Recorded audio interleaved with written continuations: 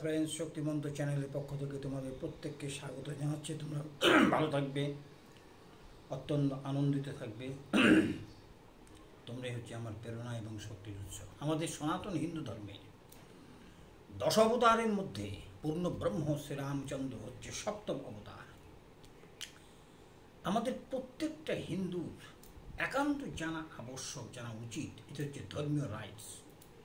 রামচন্দ্রের জন্ম বৃত্তান্ত, তিথি, পুজো কবে এবং কি।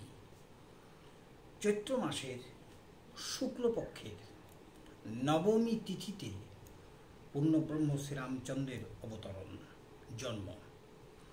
শ্রীরামচন্দ্রের জন্মজয়ন্তী তিথি, পুজো, হোম, যাগযজ্ঞ, নানান রকমের ধর্মীয় অনুষ্ঠানকে কেন্দ্র করে সমাজের প্রত্যেকটা স্তরের মানুষ প্রত্যক্ষ এবং পরোক্ষভাবে অংশগ্রহণ করেছে।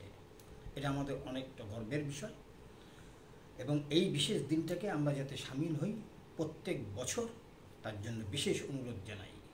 ভালো থাকবে, আনন্দিত থাকবে, লাইক, শেয়ার, কমেন্টস করবে। প্রত্যেককে নমস্কার।